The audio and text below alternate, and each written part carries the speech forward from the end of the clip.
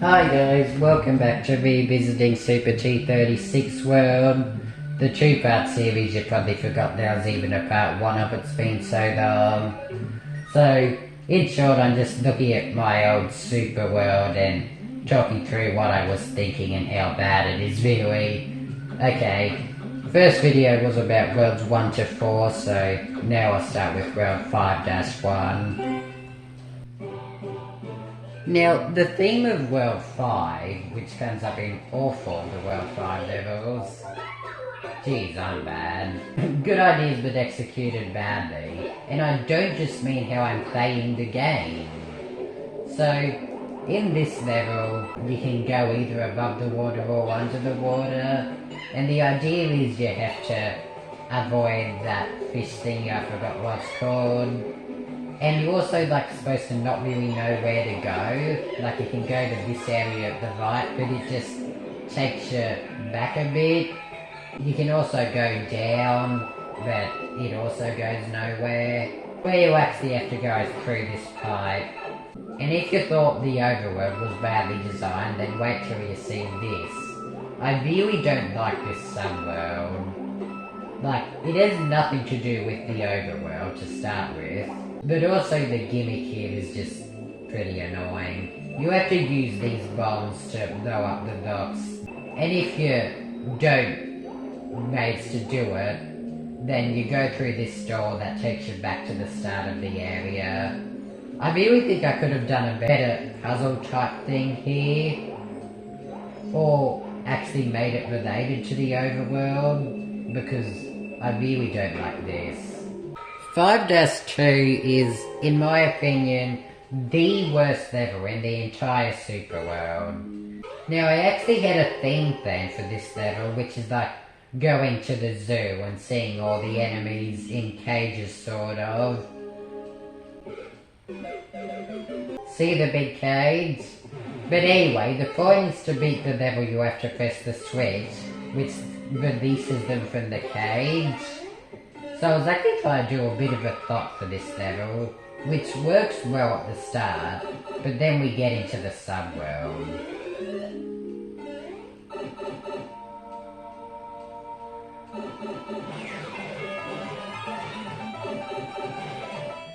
This subworld is just basically a little teeny enemy spam level. It's supposed to be you have to fight against all the enemies once you let them out of the cage, but it doesn't seem like that at all if you didn't know the thought. And it goes on for way too long too. You only get the key after about 45 seconds in this room.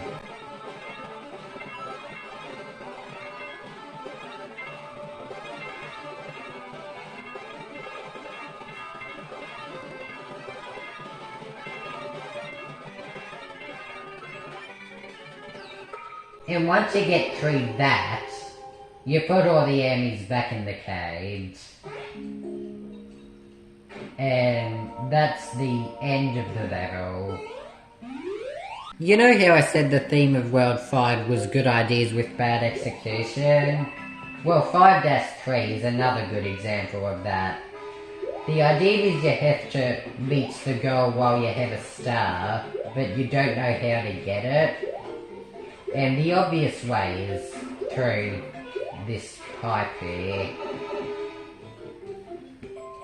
So you go through and it takes you to this subworld.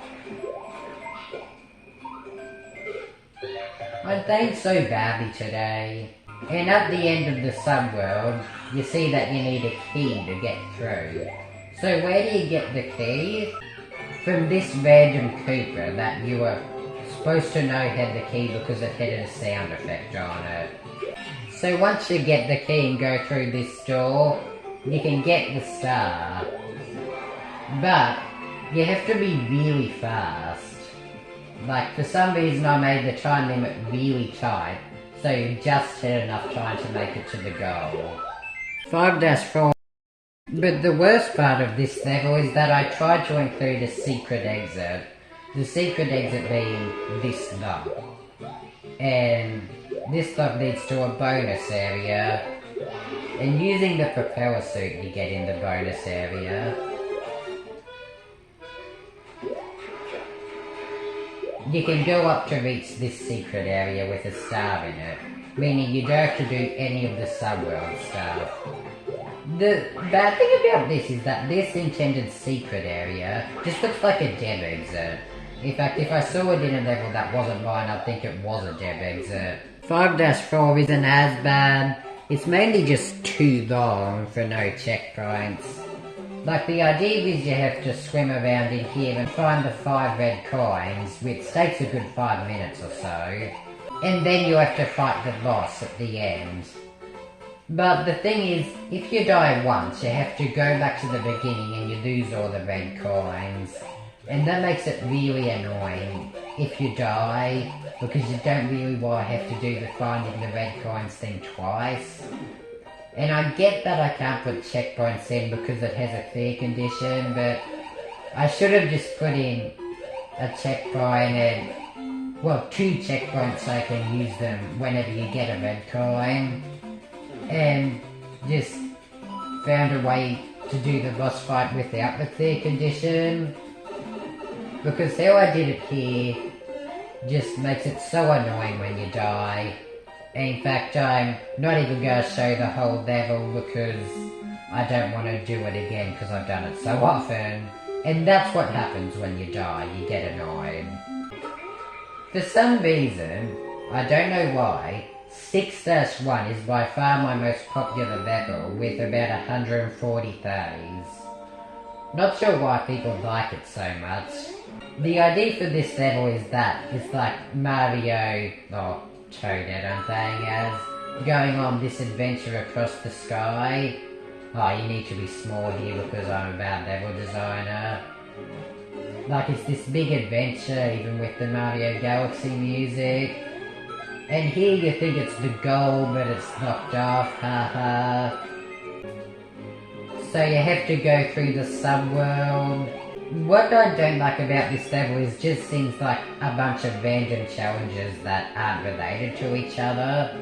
Like, it's, like I said, it was supposed to be some epic adventure, but I couldn't really stick with one theme for this level. Also, this part just after the checkpoint was originally much harder. Like, there was a hard part down below this ground. I ended up making the ground as a shortcut because it was too hard, then getting rid of the hard part altogether. Anyway, so that area looks a bit bare because I deleted a lot below it. Then you do this thing with the Koopa, and oh, haha, fake goal. Definitely didn't copy that from a YouTube video.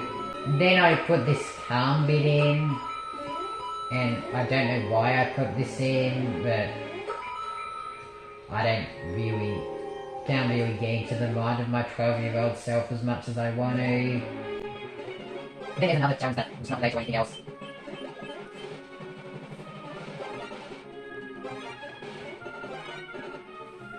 Then you get to the end and there's a doom sound effect because you're doomed, but luckily there's this power block that you can use to win.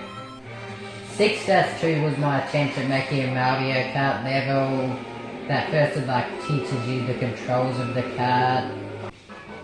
Then you go into the subworld and you have to do 3 laps. And the lap I was pretty proud of it when I made this. Like, you go up, but if you go to the right, there's a secret path with a 30 coin on it. Because you do need 130 coins to beat this level.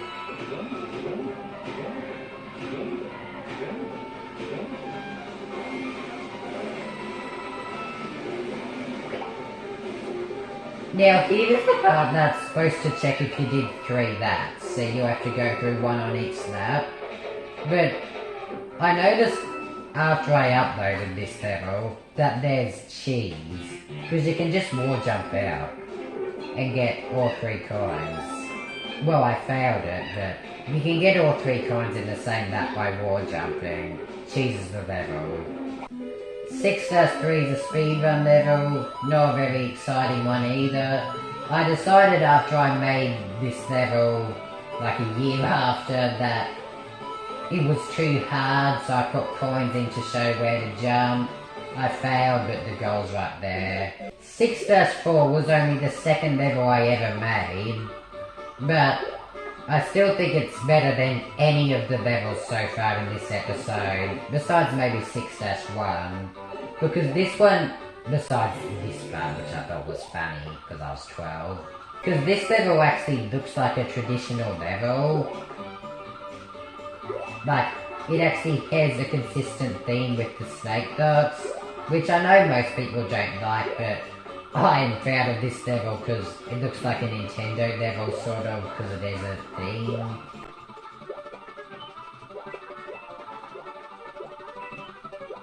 You can skip part of the level here. I failed it, but you can if you know where to jump. Now, the second half of the level also has on-off docks, in addition to the snake docks. Now, I found to myself that the first on-off dock level I made was not that 30-second or 20-second speedrun level you see in Project Crosses all the time. I actually used them somewhat more creatively. This part was originally way harder. I made it easier before uploading the level because 12-year-old me didn't know anything about game design when he made this. This part was also way harder.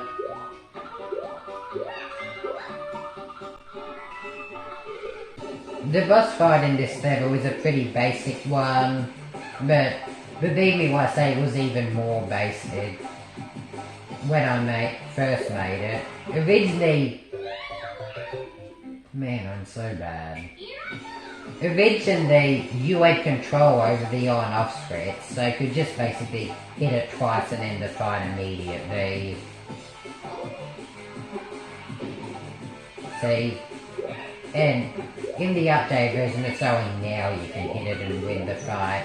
Again, it's still a very basic fight, but as you have seen, if you watched episode 1, I'm pretty bad at designing boss fights. 7-1 is a bad level. It was supposed to be another confusing level that you don't know where to go. Oh, haha, you got knocked off. It's supposed to be around the poison mushrooms. Oh, I think I had a contraption that I thought was pretty cool that shows the mushroom being crushed and turning into a poison mushroom. If you get the timing right, it shows the mushroom getting crushed and a poison mushroom coming out. I thought that was cool when I made it.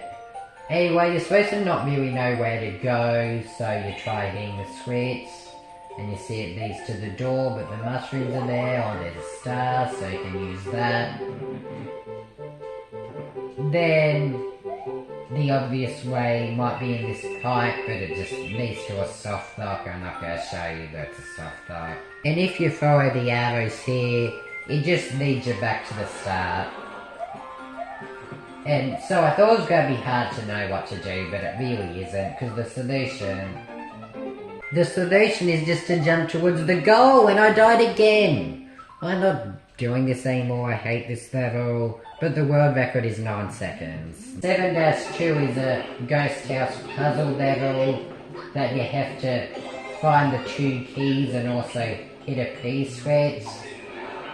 And there's some fights that are wrong, so you have to work out how you can even get the keys. The first one you get by going down here and activating the snake dot, and it kills the spiny and you get a key for that. The second key is over on the other half of the level, where you get a fire flower. I originally had a hard puzzle type way to get the fire flower, but I removed it because I didn't like it. Then you get the second key by doing that. Then you kill this spike here to get the P-switch. 7-3 is supposed to be like a maze. So you go into the subworld, you have to work out which pipe goes, that's the third one. And you have to work out which path to go through. This one looks like a dead end. The one on the right is also a dead end. I'm not going to show it to you, but trust me that it is. Now, this pipe down here leads you to this room, and you just go back to the beginning of the subworld. The way to win is actually to get a hidden Mario 2 mushroom over here.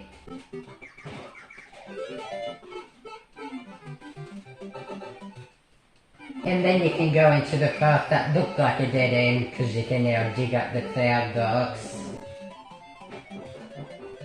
So you do that, then you go up here.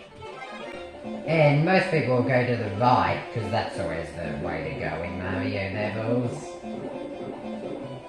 And you go through this fight, which leads you to a boss fight against a Goomba. And I put final boss music on it to be funny. As you can probably tell, this isn't really a boss fight, because it just takes you back to the beginning. The way to win is actually to go left in this room.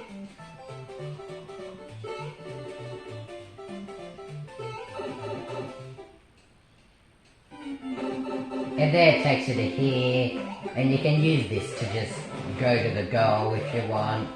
But I made it so that you could fly around the whole overworld if you wanted to. There's even some hidden coins for doing that. So you can fly below this secret area. And also there's another 30 coin right at the start. But anyway, that's basically all you need to know about this level. 7-4 is a weird boss stage because it's not in a castle or airship or anything. It has a thick edition to get 50 coin, but they're all locked. Like, there's no way to get them. This one just soft locks you if you get down there. And you can also like go out here and there's some other 50 coins that you can't get. I put some arrows in so that you knew where to go. You go in this pipe, and now it looks like a boss corridor, but instead it just teases you with more 50 coins. I actually thought that part was pretty well made, even now I do. There it takes you to this boss fight, which is one of the best boss arenas I've made. The problem with this fight is it just drags on too long. Like, I love the idea of this big arena, and there being multiple compounds, but since you need to kill 2 and they have 3 phases and you don't know which ones you've hit, it just takes a really long time to get the 2 keys.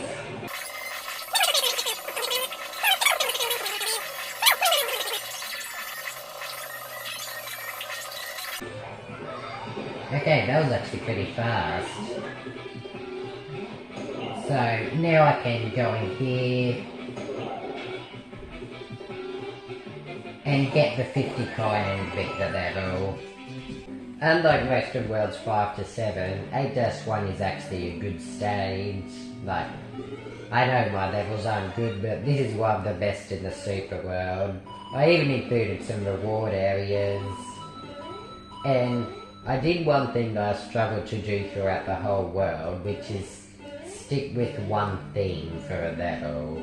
Like, this one's based on the skewers and lava. I don't think the second half of the stage is as good because you have to do a lot of wading in it, but overall it's a pretty good stage. I also think 8-2 isn't that bad, but for some reason this one has a very low like ratio, like to play ratio. So I actually don't get what's so bad about this stage, so say in the comments if you see anything. I guess there's a bit of waiting again. This is a pretty old level, so I was trying to test some features, but I still think it turned out pretty well.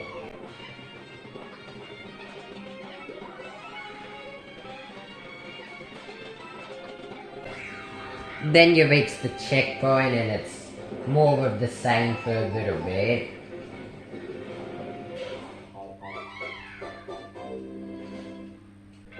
Oh yeah, I put that ding dong sound effect on the checkpoint for it to be like a celebration that you reached the checkpoint. But I didn't know what they every time you respawn there too, so it just annoys you because you hear it after you die there. Anyway, the last section is like a vertical climb and the lava's rising, so you have to go fast in this first part. I put a random Cooper spawning pipe in there, thinking it would threaten you even though it actually doesn't. If you're fast enough, there's a reward room. Now I put in a clear pipe that takes you higher, but it goes so high that the lava rising just doesn't really have an effect on the game anymore. Like you have to go very, very slow to even see the lava rising anymore. So I kind of vexed the challenge of this section. And that's it. Again, much better than World 5 to 7, but not perfect either. I don't really like 8-3. It's a challenge to see if you can beat all 8 Hammer Brothers, and it's fast custom scrolling. But these enemies are just annoying, and the level itself isn't that fun. And also how I put a hidden mushroom in at the start. It was supposed to be like in Nintendo games where they have secrets, but it just looks like a dev power up. So does that required star. I can see why people would do this level. If I got this level in Endless, I might do it myself.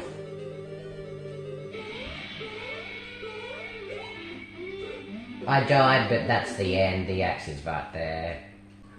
8-4. The idea was you're supposed to think this is the last level because every world has had 4 levels, but it actually isn't, and after you beat this, Bowser's Castle appears. Anyway, this is an auto-scrolling airship that is really annoying when you die because it goes so slow, and quite often you have to like go back a minute or so of pretty easy stuff to get to the part where you died. I put a secret coin up the top, you can see it. I'm not getting it. And that thing with the Mecha Keepers up the top was supposed to be a demonstration that the new ones can destroy those blocks, because you need that for later in the level. I don't think that demonstration really worked that well, but I still think it's cool I tried to do a tutorial when I was 12 and I died. See, so now I have to go back a minute. I don't even want to do it, so I'm just going into edit mode. Okay, so after this part, there's another hammer bro, which again I find annoying. You jump across here.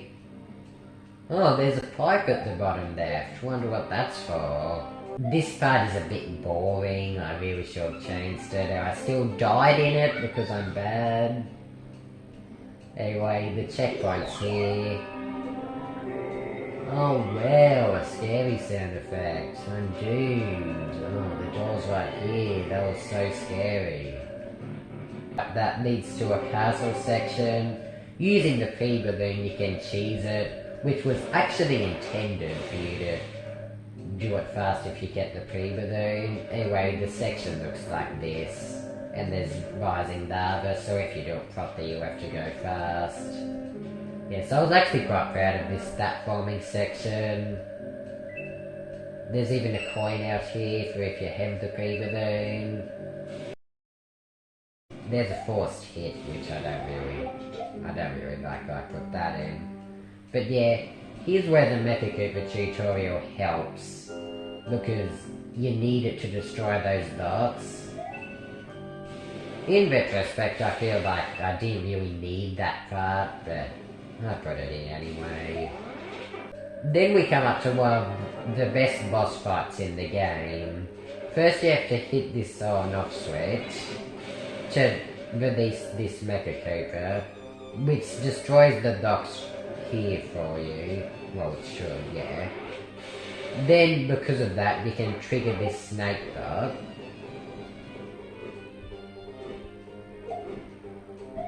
And eventually the Snake Duck goes around and kills Bowser Jr. Yeah, the Muncher kills him. Then you get the key and you can win. But, you know I commented on that fight before? That's actually a secret exit, which again looks like a dev exit, so I should've. I really don't like how I put secret exits in, because they just look like they're dev routes. But this actually was supposed to be a reward room for if you found it. So yeah, it's near the checkpoint and it just takes you straight to the boss. Last level of the game, it was supposed to be like some epic finale that brought together all parts of the game, like random stuff in docks. There's a water section which is a bit random, but again, it was supposed to be me like bringing everything in the game together for a big finale. Oh, and I put like all these sound effects from previous levels in to like remind the day of the experience, which it doesn't do at all, it's just annoying, but I thought that was so cool and people would really like this level and give it 100 likes because it's the end of the game and it's so great, yeah. Which now I know it's not even a good level. Like, you have to wait here. I've got too many waiting sections in the game. This part originally was way harder and had lava bubbles, but I changed it. You can see Bowser. That was a problem. Like, that was not intended. It kind of ruins the big surprise of seeing Bowser at the end. I just ran out of space in the level, so I had to put it right next to that room. Anyway, you have to go up top, but there's a suspicious looking bottom path. This was meant to be like a train or something. I still think it's pretty cool. You'll get the edge over the way 25 by the top buttons too hard. And that leads you to the checkpoint. And you can't reach the goal. You can only get there through that bottom path. Put in a power up because the level was too hard again. Then I just based it off the ending of New Super Mario Bros. Wii. Like, see, there's a little Bowser here and you can beat it easily. Yeah, it looks like the end. But then, there's a big Bowser. So I just completely copied Mario Wii there. And see, what I think is cool is that after it destroys those ducks, you like, go back through other parts of the level. Like, this was where the bonus room was before. And now you can access the bottom path, which is just more... There was really way more blocks there, not just 2 columns, but again, that was way too hard, so I changed it before uploading.